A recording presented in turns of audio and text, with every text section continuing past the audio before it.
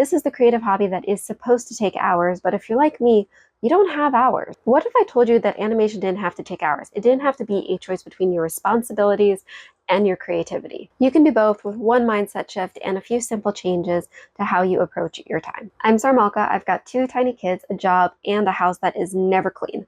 But somehow I managed to animate 4 days a week, at least 30 minutes at a time. And what's even better, I'm actually growing my skills. So if animation has been stuck in the someday pile for you, I'll show you how I finally made space for it and how you can too. The number one mindset shift that you need to hear that is most stubborn than staying stuck in your head, and just like it did to me for years, is beating a familiar rhythm in the back of your skull. I don't have time to animate. It's not true. And I know because I've been there. I've been telling myself that I still sometimes have to check myself when that thought goes into my head. There is a simple evaluation that you can do right now that can tell you whether or not you actually have the time or it's just a lie that you're telling yourself because life is so busy and so hectic and it's very hard to find just a small sliver of time that feels like it can be for you. So if you were to do this simple evaluation right now, you're going to start off with the question of asking, what is my day like? Go ahead and jot down what a regular weekday would look like for you. And it's very important that you pick a weekday because that is where you're trying to find the most time. Weekends are only 2 days a week out of the 7. So let's try to focus on the 5 that are the most consistent first. And just think about what you're doing from the time you wake up to the time you go to sleep, what happens in between. Okay, you got it? So now we're going to move on to the next question you have to ask. So actually a 3-part question. You're going to ask where, what, and how long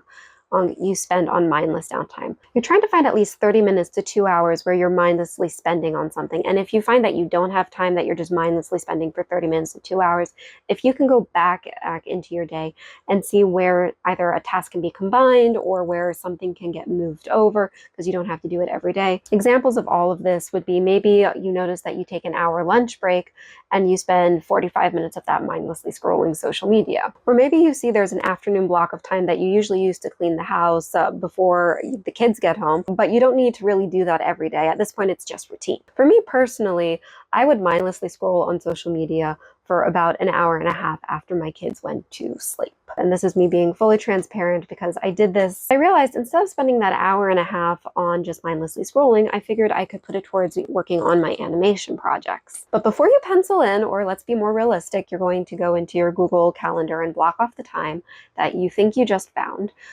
You have to stop and you have to ask a very important question if you are a busy person, a busy mom, if you're just busy and you're trying to find time for your project. You need to ask, can you give up this time? And that means, can you give up the mindless time that you're spending and not go crazy? For me personally, I actually cannot give up that full hour and a half. I knew that I would lose my mind and put so much pressure on myself if I devoted that entire time to animation.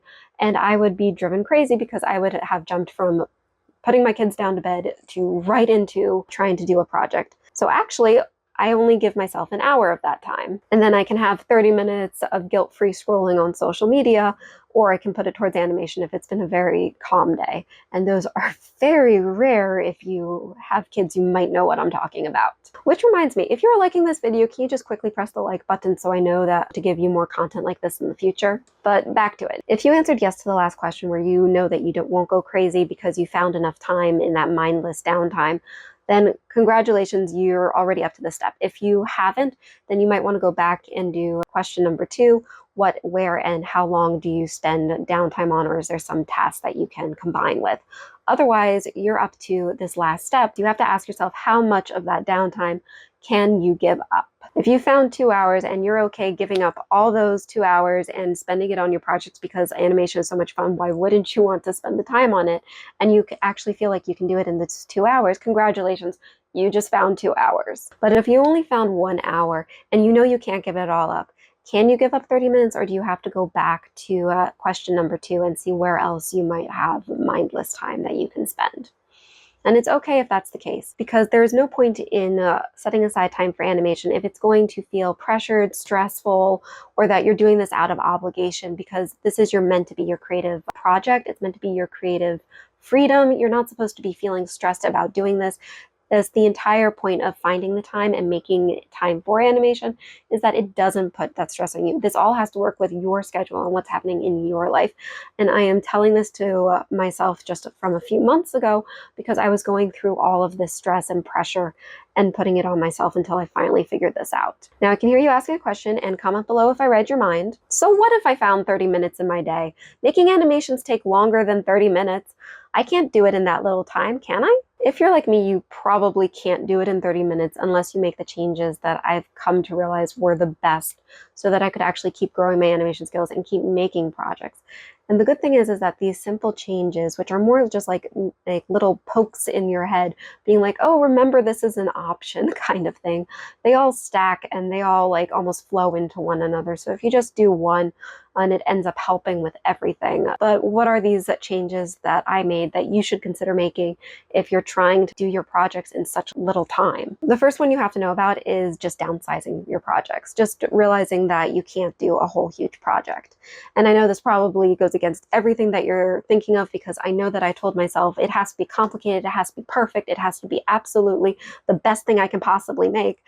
And the answer is yes, it can be the best thing you make, but you can't make an entire short film in 30 minutes. You can do a practice animation, or you can do a single scene, or you can do a single movement of the character in the scene. So you just keep downsizing the project until it fits within those 30 minutes. I know for me personally that once I narrowed my focus, I stopped doing massive projects and with intricate layers and trying to do it all. It was a lot less stressful.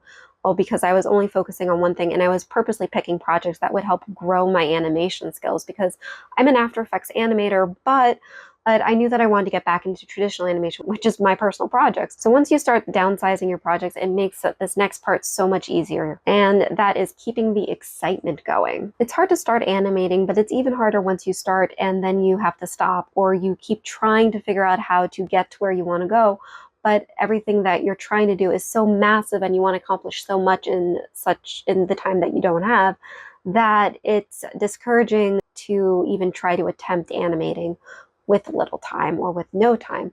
So you never actually end up being able to make that short film that you really want, or figure out how to make a character head turn because you didn't have the time. So how do you keep the excitement going? And this goes right into the last simple change that you have to make. I tell to my younger self, and I'm going to tell to you because I think you need to hear it if you're watching this, is you have to be kind to yourself. We are our own worst critics. And if you think nothing you do ever looks good or is worthy to continue on, you're not going to have any excitement for a future project, because you're just going to be so negative about your own work that you're not going to want to make anything more. To stop this, after you finish your minute a project, watch it and find 2 to 3 things that you think you did well. And yes, I hear you telling yourself the same thing that I have told myself millions and millions of times. I need to be critical of my work in order to improve, in order to get better, because if I'm not critical of my work, if I don't put all the effort into critiquing my work, how am I going to grow? How am I going to make my animations better? I want to reframe this in your mind. Part of being critical is also deciding what you've done well so that you can move on. And this is because you've already mastered it. How does that sit with you? And if you don't think that making an animation under an hour is possible, I actually have a video where I did just that. And I didn't just do this one time, I did this 3 times. So you can check out that video if you want to see that.